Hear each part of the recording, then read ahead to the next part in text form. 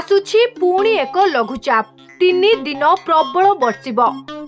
उत्तर पश्चिम बंगोपसागर रे सृष्ट एक घूर्णिबलय आसंता अगस्ट 13 तारिख रे लघुचाप रे परिणत हेबार संभावना रही।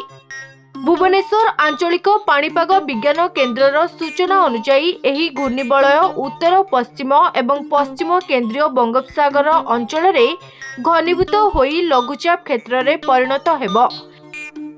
एहार प्रभाव रे आसंता 12 तारिख रु ओडिशा रे प्रबल वर्षा आरंभ हेबार संभावना रही।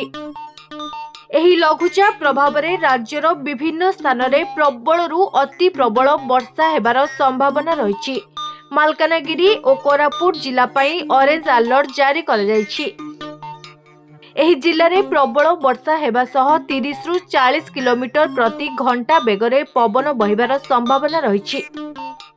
यह सहित गंजाम गजपति और नयागढ़ जिला पई मध्य येलो अलर्ट जारी कर जायछि। लघुचाप जोगु समुद्र अशांत रहिबार संभावना थिबारु मत्स्यजीवी को अगस्ट 12 और 13 तारिख समुद्र मध्यकु न जिबा पई पाणीपाग विभाग पक्षरु सतर्क सूचना जारी कर जायछि।